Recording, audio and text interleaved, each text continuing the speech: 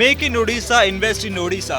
इस संदेश को लेकर उड़ीसा के मुख्यमंत्री इन दिनों देश विदेशी कंपनियों के साथ मीटिंग कर रहे हैं और उन्हें इस साल 30 नवंबर को भुवनेश्वर में होने वाले प्रोग्राम में बुला रहे हैं। Make in Odisha brand name का ये प्रोग्राम 30 नवंबर से 4 दिसंबर तक चलेगा। इसमें देश विदेशी कंपनियों के इन्वेस्टमेंट प्रपोजल पर सरकार से सीधी बातचीत होगी। साथ ही women entrepreneur, technology, education sector में नए प्रोजेक्ट्स पर अलग से एक दिन निर्धारित होगा। मुख्यमंत्री नवीन पटनायक के साथ उनके पदाधिकारियों की टीम कंपनियों को ये भरोसा दिलाने में लगी है कि उड़ीसा में इन्वेस्टमेंट करना बेकार नहीं जाएगा। कंपनियों को इससे फायदा होगा और उड़ीसा में रोजगार के नए मौके पैदा होंगे।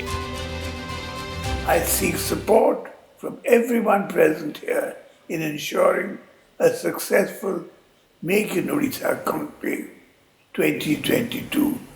From a predominantly agriculture-based economy, Odisha has emerged as one of the leading industry-driven economies in India in the last 2 decades.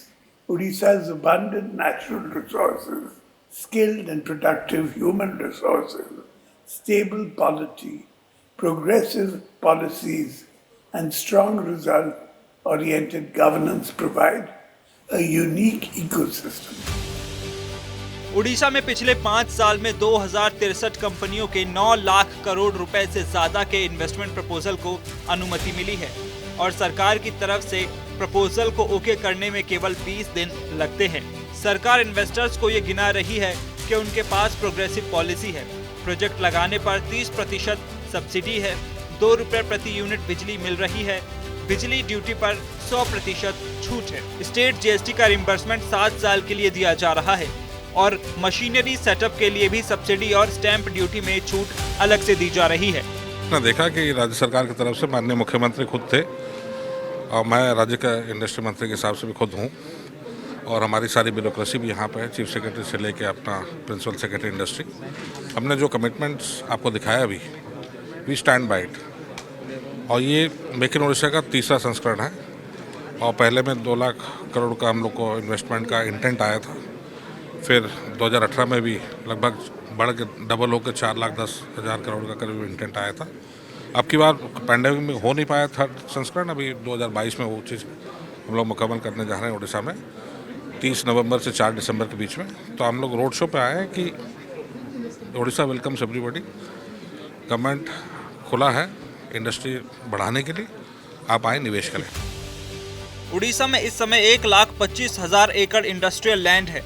Paradip, Kalinganagar, Ganjam, Angul, Bhubaneswar में और अन्य जगह मिलाकर 126 इंडस्ट्रियल पार्क हैं, जैसे dedicated industrial park, steel aluminium food processing, sea food processing, textiles, technical textile, IT electronics park.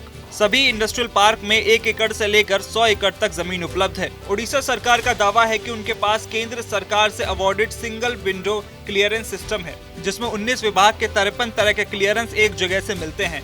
एक ही application देना पड़ता है, टाइम बाउंड मैनर में उस पर कार्रवाई होती है। कोई विभाग अगर समय पर अप्रूवल ना दे तो उसे डीम्ड अप्रूवल माना जाता है।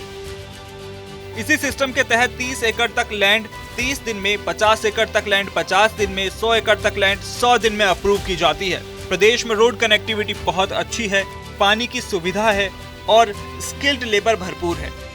जो भी इंडस्ट्री उड़ीसा में इंटरेस्टेड है उसे राज्य सरकार हर सहायता करेगी। हमारी खास बात यह है कि इस सिंगल विंडो में जो करीब 19 डिपार्टमेंट के 53 क्लियरेंसेज हैं, वो एक एप्लीकेशन, एक पेमेंट गेटवे और टाइम बाउंड मैनर में मिलते हैं।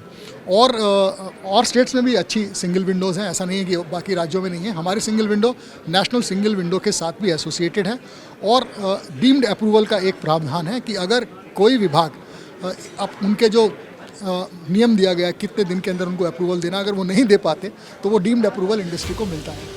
उड़ीसा सरकार ने इन्वेस्टमेंट को बढ़ावा देने के लिए 2017 में मेक इन ओडिशा प्रोग्राम शुरू किया, जिसमें पिछले 2 प्रोग्राम में 6 लाख करोड़ रुपए का इन्वेस्टमेंट आया है। इस बार सरकार का फोकस स्टील एल्यूमिनियम के value added product, textile, electronics, renewable energy, green hydrogen, green aluminium जैसे सेक्टर्स में निवेश बढ़ाने पर है।